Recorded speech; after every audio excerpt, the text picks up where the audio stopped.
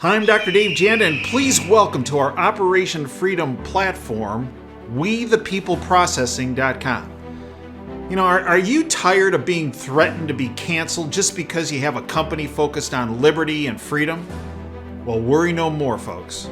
WeThePeopleProcessing.com is your go-to merchant services, freedom-based company to provide business service payment solutions.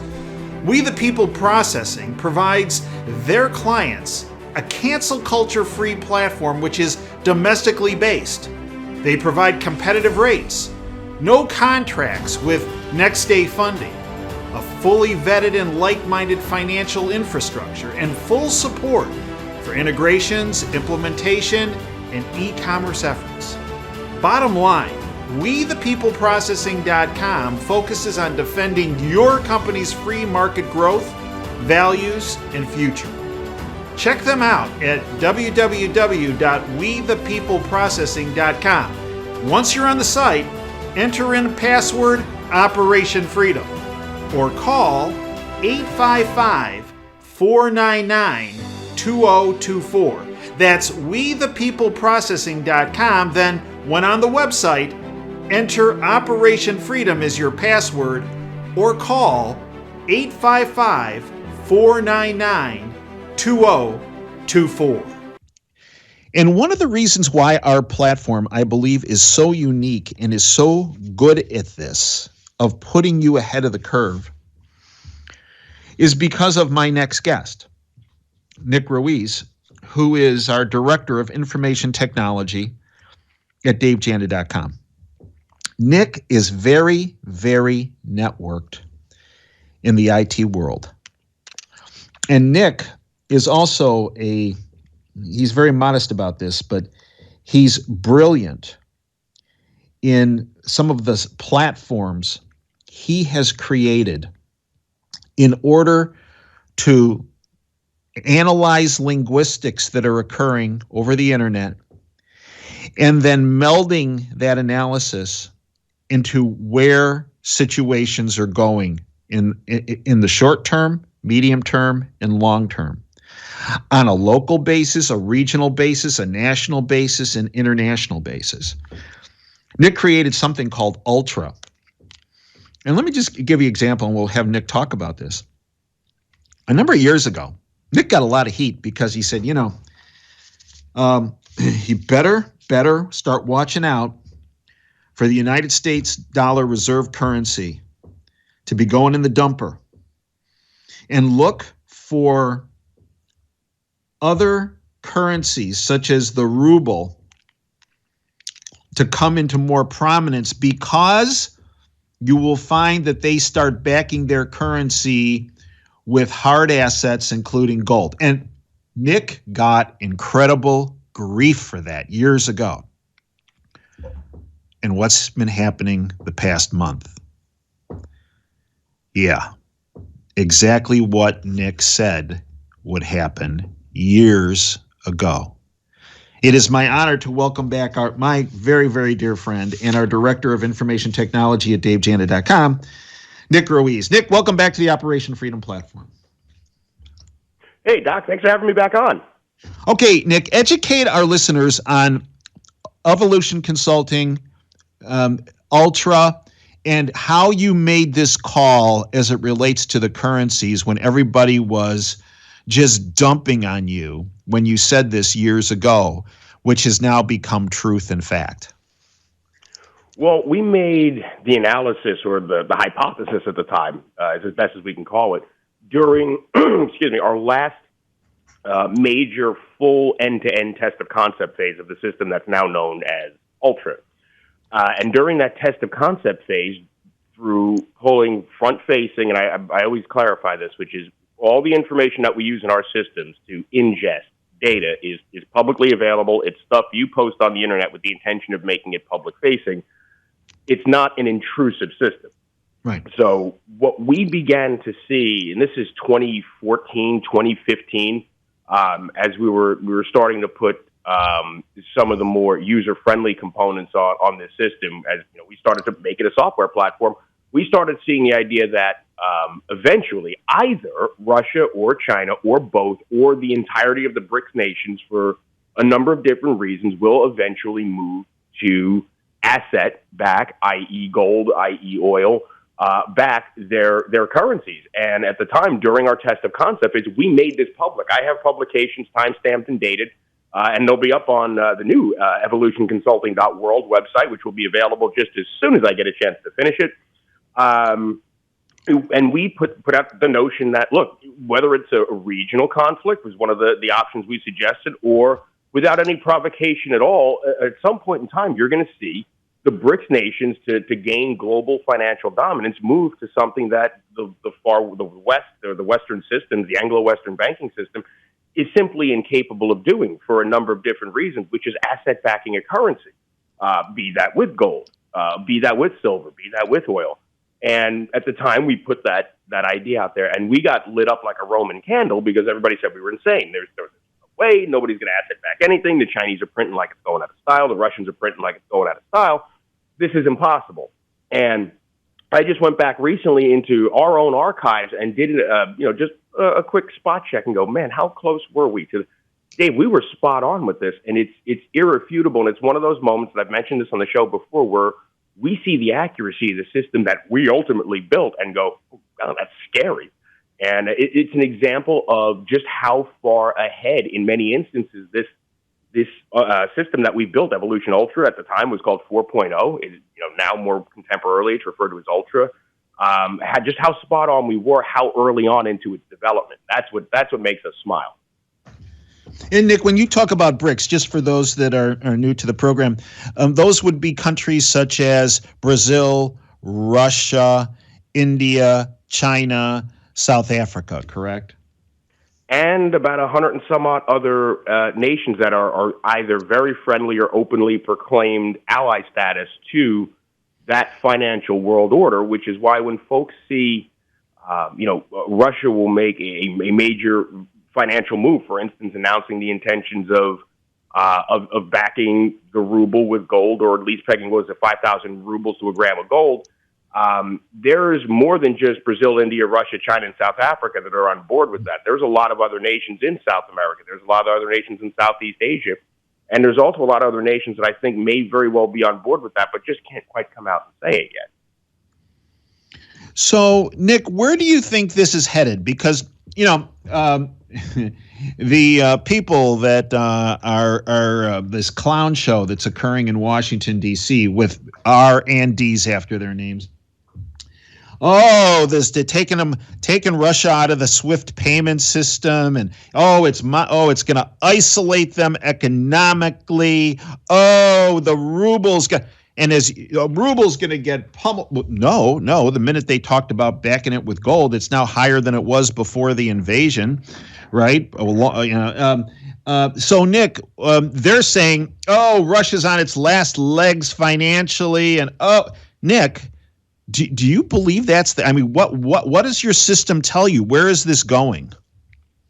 Well, first of all, I can't help but find, at least, kind of revel in the irony of we're going to throw Russia, we're going to throw, presumably nations that are friendly to their efforts out of the SWIFT system, the very system that they've been working the last 10 years to completely circumvent and no longer be reliant on. So I equate it to the fact, Dave, it's about as relevant as telling me I can't buy Apple products, honestly.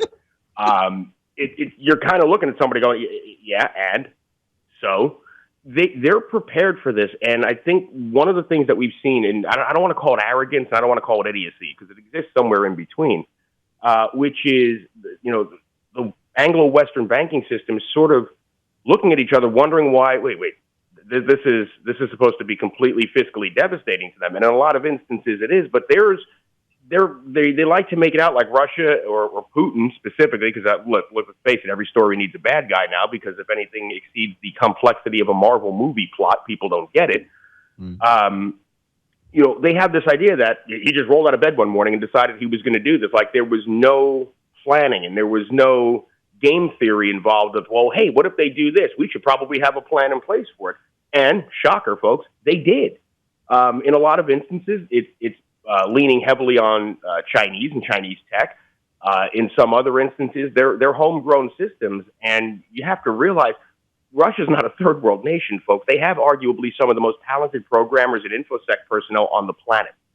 Okay, they're more than capable of either developing their own or reverse engineering an existing system to make it their own quickly and efficiently. So, once code is used or once a platform or a program is used and you can decompile that and you can actually start to look under the hood and understand how it works, they can make a clone of that functions completely independent of the Anglo-Western systems rather quite easily, and in instances they have.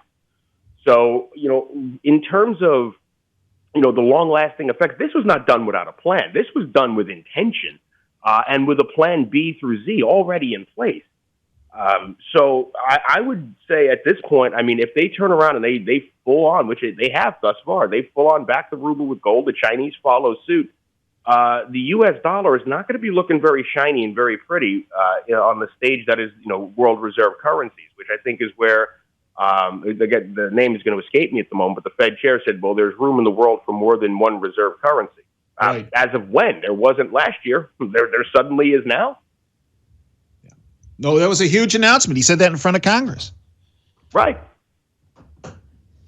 So this financial attempt to cancel Russia and their economy is exactly not working out so well. And in fact, there's a guy now out by Zoltan Palsner, who formerly was with the New York Fed, who's come out and said, quote, money is never going to be the same again after this war, end quote.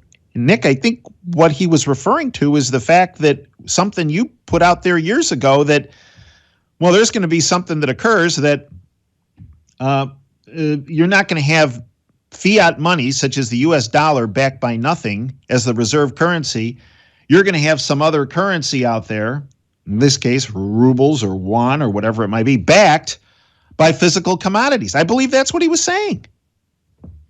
It is, and it's a transition to rationality, really, what it is at this point. If you want to look at it from sort of a 90,000-foot existential view of the battlefield, and that is moving to a truly value-driven, tangible, finite, asset-backed, commodity-backed mechanism of economic exchange, that's a major step back towards some compunction of reality in the world that we live in.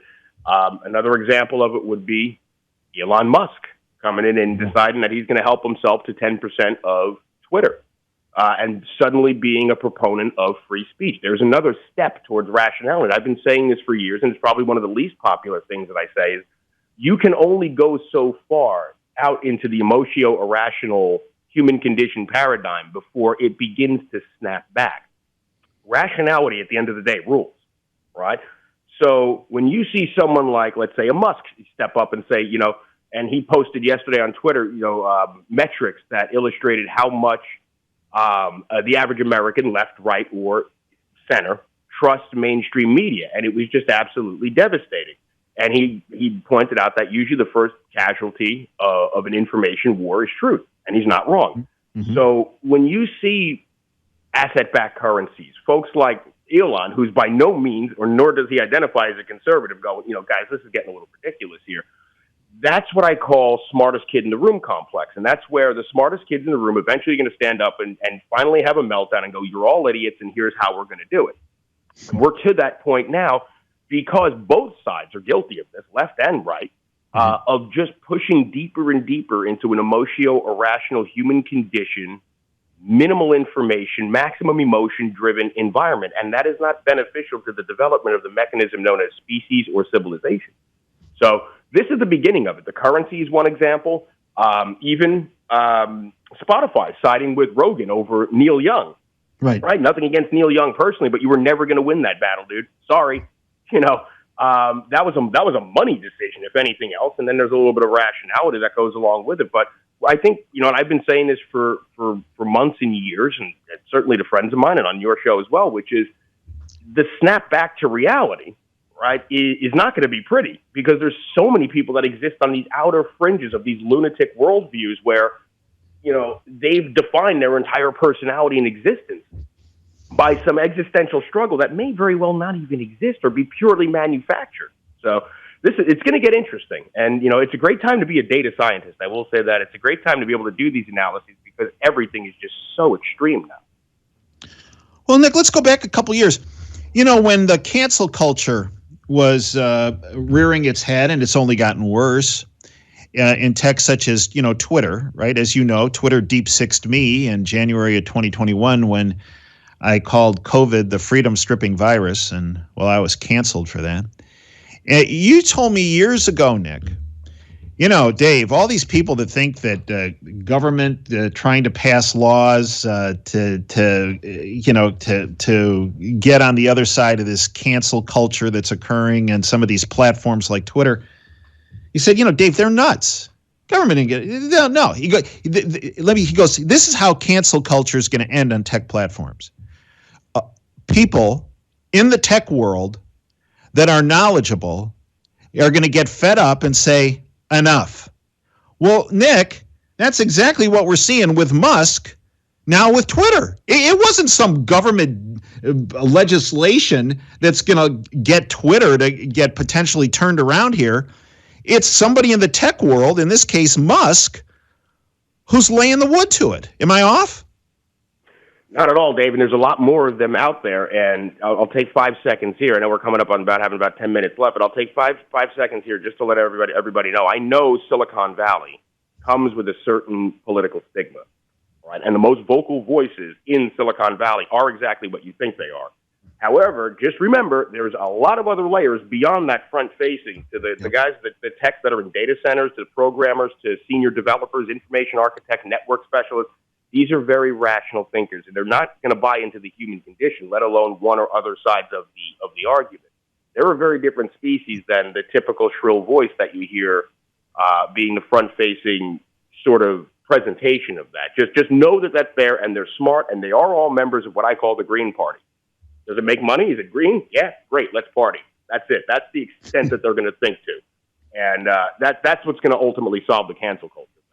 Well, and we saw it, and we've talked about this before, but as they were canceling people's payment platforms, if you run a business or whatever it might be, a group of tech people, of which you're very familiar with, got together and they formed this We the People processing that essentially goes around what Stripe was doing and PayPal and many of these other entities, platforms that were payment systems.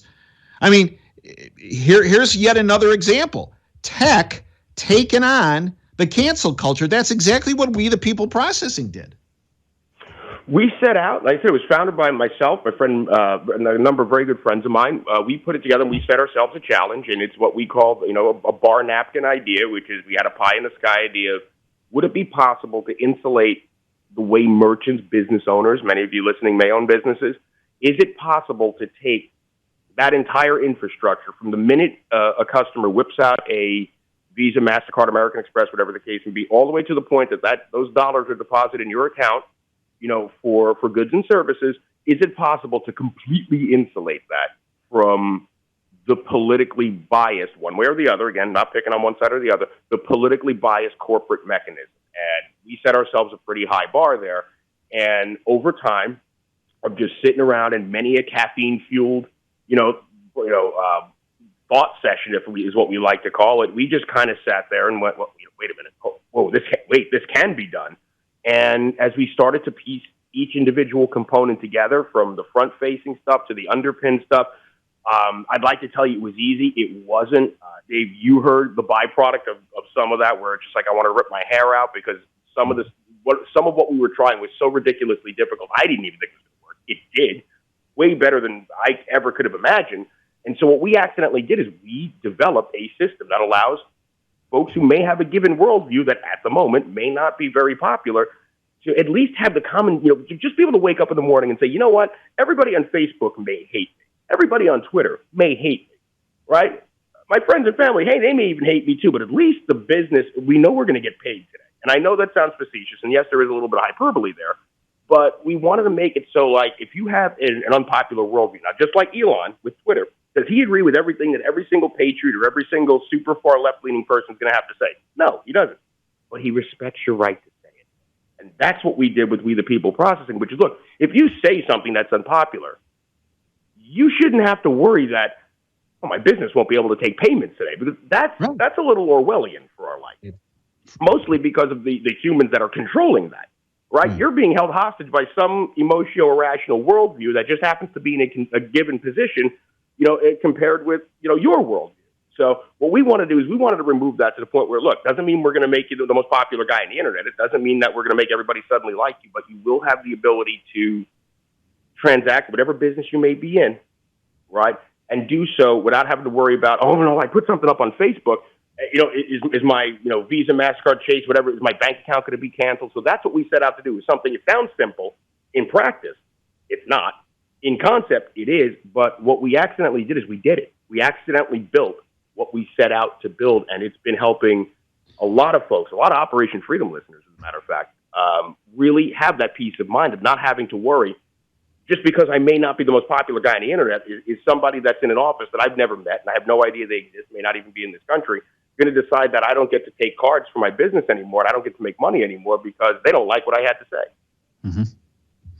Nick, in our last minute here, educate our listeners in how they can follow your efforts with Evolution Consulting and also We the People Processing. Okay, so for those that are interested in We the People Processing, WeThePeopleProcessing.com. I would encourage you to visit WeThePeopleProcessing.com.